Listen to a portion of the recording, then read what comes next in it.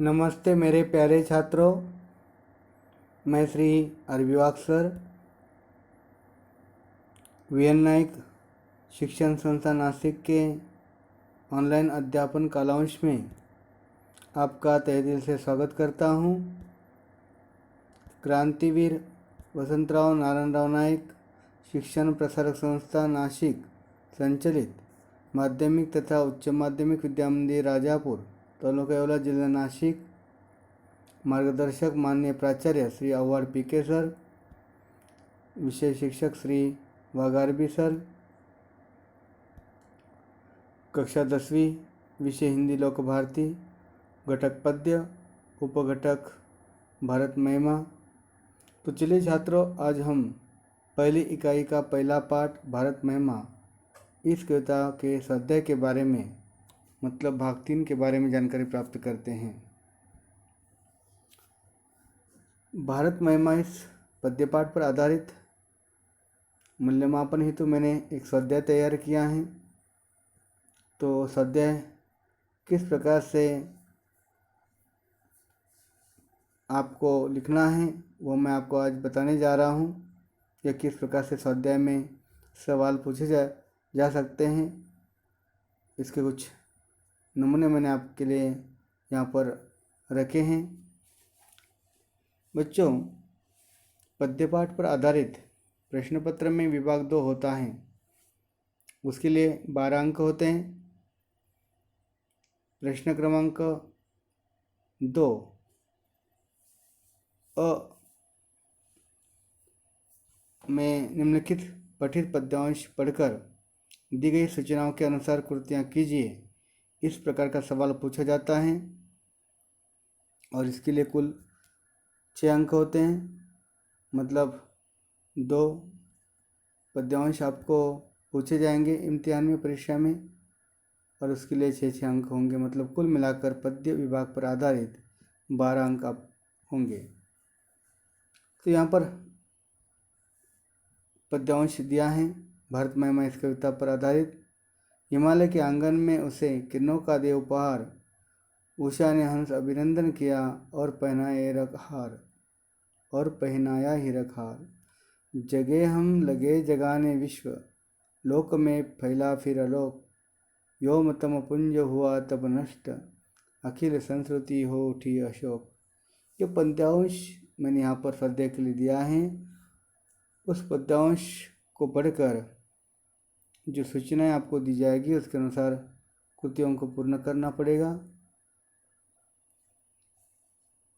अगली कुछ पंक्तियां हैं।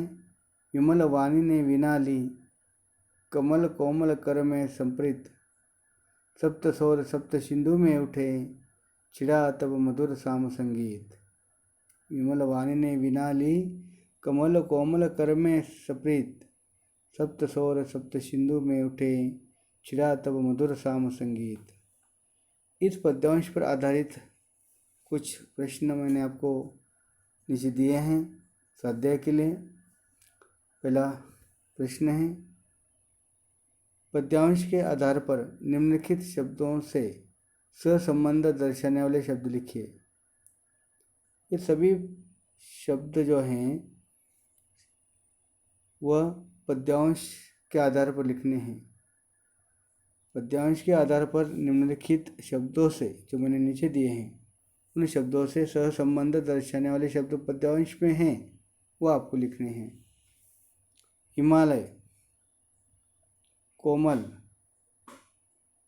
किरण और विमल। दूसरा प्रश्न मैंने आपके लिए दिया है, पद्यांश में से ऐसे 2 प्रश्न तैयार कीजिए जिनके उत्तर निम्नलिखित शब्द हो। उनके लिए 2 अंक होंगे। और पहला मैंने जो सवाल पूछा आपके लिए उसके लिए 2 अंक हैं। सप्तस्वर और अभिनंदन, यह उत्तर आना चाहिए, जवाब आना चाहिए। ऐसे प्रश्न तैयार करने हैं आपको। मतलब उदाहरण के तौर पर जैसे देखो,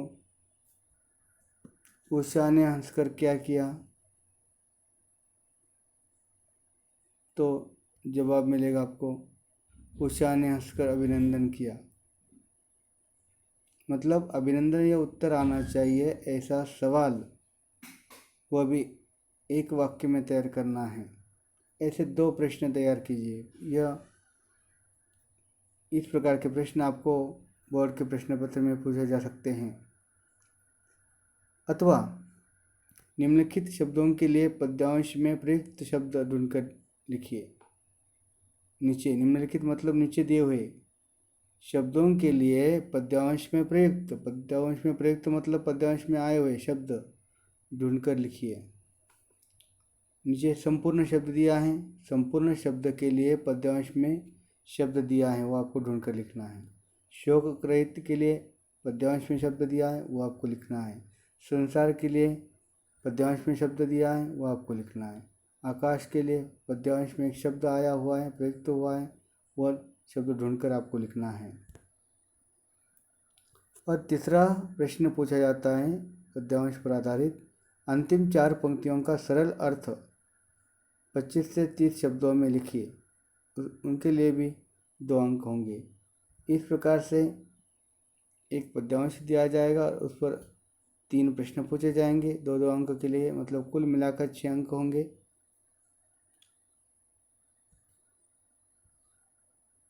भारत महिमा इस कविता पर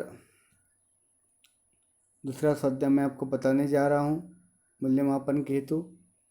प्रश्न 2 आ, निम्नलिखित पठित पद्यांश पढ़कर, निम्नलिखित मतलब नीचे दिया हुआ, पठित जो तुमने पढ़ा हुआ है वह मतलब किताब में से ही यह पद्यांश दिया जाएगा।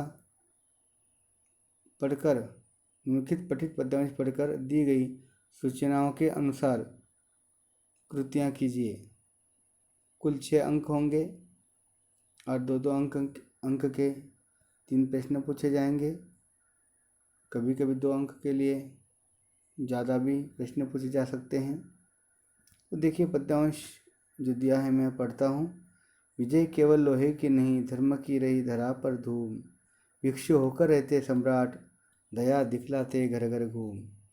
गोरी को दिया दया का दान, चीन को मिली धर्म की दृष्टि। मिला था स्वर्ण भूमि को रत्न, शील की सियल को भी सृष्टि। किसी का हमने छीना नहीं, प्रकृति का रहा पालना यही। हमारी जन्मभूमि थी यही, कहीं से हम आए थे नहीं। इस पद्यांश पर आधारित 6 अंक के लिए 3 सवाल पूछे जाएंगे। पहला सवाल यहाँ पर मैंने पूछा है आपके लिए, संजाल पूर्ण कीजिए, मतलब कृति 1 संजाल पूर्ण कीजिए। 3 कृतियाँ पूछी जाएंगी 2-2 अंक के लिए।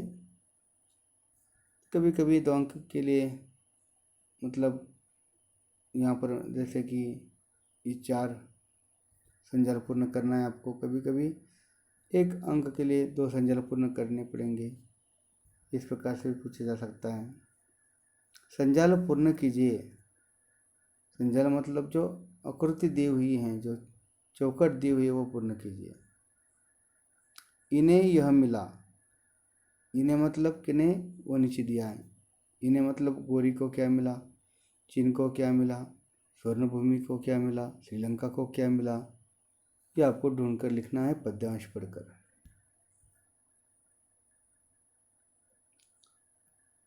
आकृति पूर्ण कीजिए।